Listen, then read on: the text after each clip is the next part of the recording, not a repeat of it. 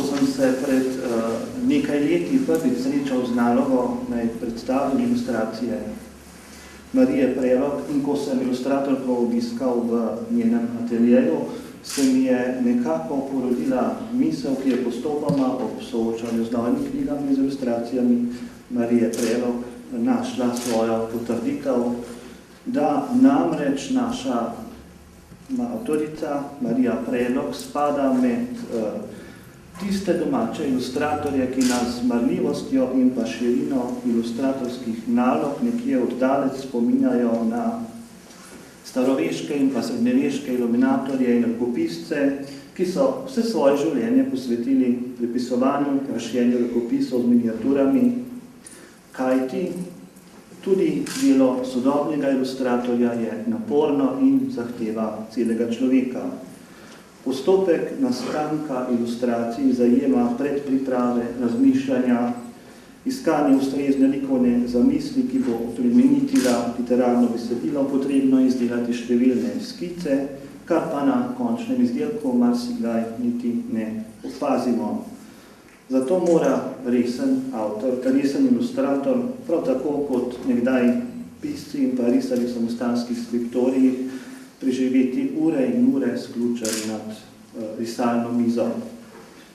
Lahko bi dejali, da je bil tokratni izziv ilustrirati knjigo Živali nam govorijo za Mariji Prelog podpisan na kožo. Gre namreč za ilustratorko, ki se lahko pohvali z vrsto ilustriranih knjig za otroke, mladino in odrasle, z vrsto slikanic in učbenikov in je blizu naturalistično verna, dokumentarna, zoološka, botanična risba, o čemer pričajo na primer ilustracije za učbenik iz biologije izpred nekaj let in je blizu tudi povezava med realistično in domišljijsko ilustracijo, kar potrjuje vrsta otroških in pa mladinskih knjig.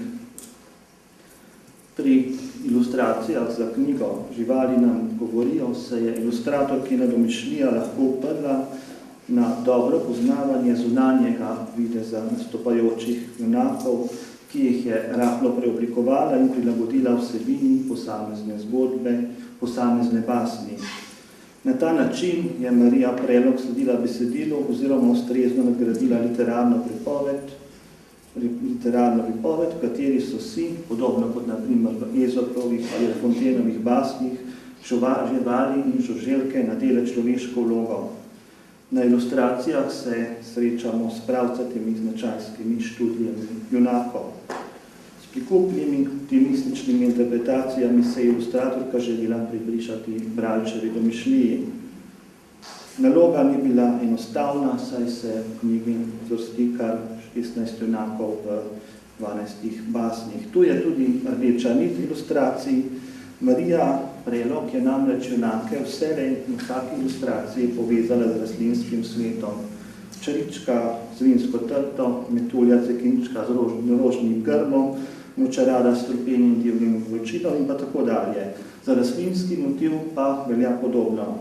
Rahlo stiliziranje in prilagajanje zahtevam kompozicijske ureditve je bilo mogoče samo na temelju precizne botanične risbe, dobrega poznavanja realnega videza, izbranega drevesa, grma, cvetlice.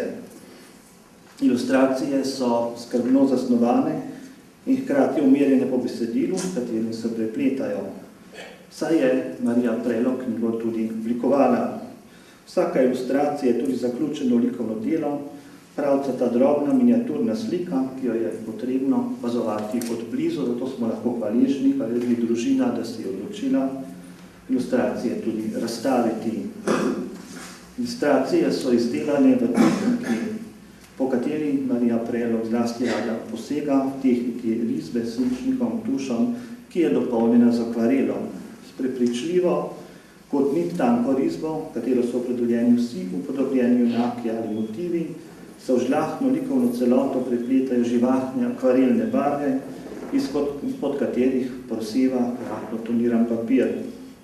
Ob podrobnem pogledu zasledimo tudi sproščene nanose akvarelne barve, na primer drobne packe in barvne sence, ki jih na površini papirja puščajo vsa upodobljena bitja in rastline. Pomembno vlogo ima tudi razmerje med likovnim prostorom in narisanim motivom, ki nikoli ne prekrije celotnega lista, prav tako razmerje med ilustracijo in besedilom.